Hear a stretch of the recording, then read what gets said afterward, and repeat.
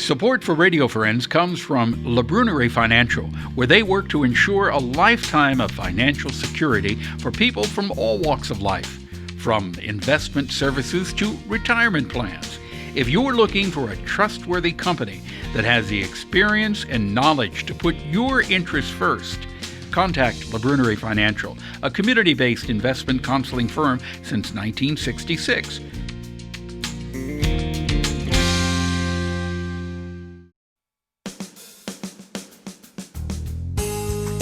Good morning and welcome to Radio Friends on this Monday, November the 9th. We have a good friend of ours today, LOIS Long, is with us. Always a pleasure to have you, Lois. And Lois is an advocate for caregivers of persons with dementia. That's a long title. That really sort of sums it up. But, you know, the term that's so familiar is Alzheimer's. And I think dementia and being a caregiver is not limited to persons with Alzheimer's.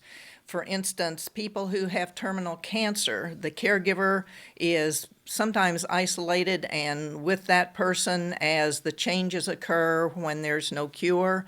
Persons with stroke who have lost some of their abilities and the decline is going to continue, but incurable and no looking up to good old days or anything is really what I want to talk about today. And one of the terms that's being used is anticipatory grief.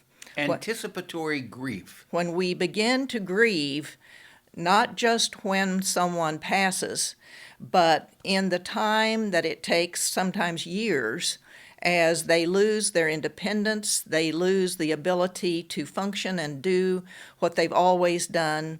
And we, the caregivers, stand by and experience that. But furthermore, it's the person who probably becomes depressed, most anybody would, as they see the loss of what life has been. And so this is one of the things that, to me, we need to acknowledge. And in this time when there is less opportunity to be together and to share time and social interaction with other people, I think that is bringing us to the realization that whoever the caregiver may be, the right there in the room caregiver, would relate also to staff members in long-term care facilities, anywhere that the person is not independent enough to take care of their own personal needs, etc.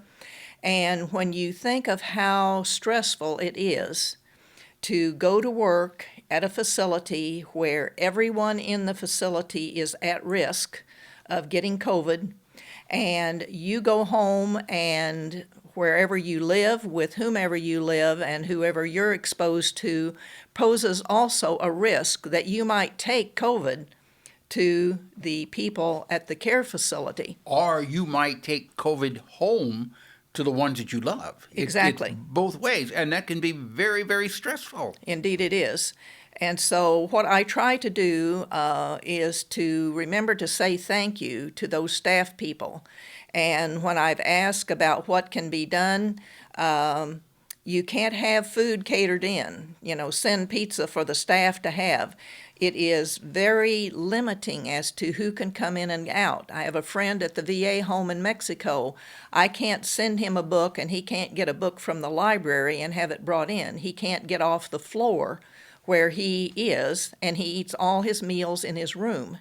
Now, can you imagine that kind of isolation? No, personally, I can't. It would be very, very difficult. But I know this is happening, and not just in assisted living homes, but in senior retirement centers who are not living in assisted living. Right. But they are being locked down if one person has COVID-19. Yes. The whole facility is locked down. Friends in Arizona get out on their driveway and talk to their neighbors across their yard. It's not worth the risk. If anybody pays attention to what it's like for your lungs not to function and to be dying on a respirator, you could not wish this on No. anyone, No. and yet there are people who will not wear a mask and not social distance. Which Lois, and this is something that really bothers me because I think about it a lot. I wear my mask when I go out, and I'm offended if I go in to a grocery store. Every once in a while, you'll see somebody, every day. even though there's a mask ordinance. Every once in a while, you'll see somebody who will not have their mask on, or they'll have it down below the nose. Right. And that's an offense to me. Yes. I think of the fact I don't enjoy wearing a mask, but I'd much rather put a mask on than have a respirator tube stuck down my throat. Right, and not knowing if you're going to live the next day or not. Exactly. And not even being able to be aware. Think what that does to families of people who have gotten this disease. And yes, care facilities put folks at risk, but I think my hope is that we will begin to listen to one another instead of always having the answer and what you should do and you should is to take time for a caregiver or a person with a chronic illness or dementia to listen to them. And if it's okay, I'll share my listen poem with you. Yes, please. All right. It's called Listen, Wait. Listen to silence. Hear its music. Listen with your heart. Feel joy. Be present. Be open. Let presence live within you. Cradle pain. Carry one another. Let worry drift away. Stop talking. Stop your hurry. Just listen. Wait. Silence will speak. I like that. And read that first line again. Listen to silence. Okay. Now, Stop on right the there. air, it is rare because you can't stand silence on the air. Right. And that's why I intentionally paused. That's true, because when you're on the air, you're taught. Yes. The instinct is that you have to keep feeding something out there. Right. But let's just be quiet for an instant. Yes. And That's wait. nice. That's nice, isn't it?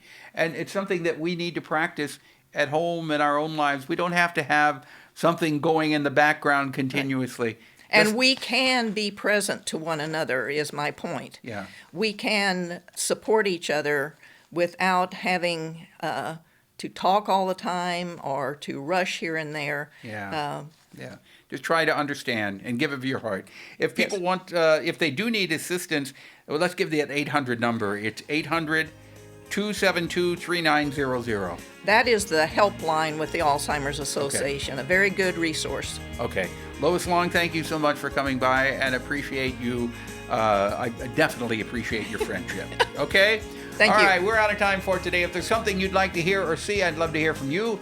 Drop me an email, pepperp@missouri.edu, and listen to silence sometime. It is wonderful. Bye-bye.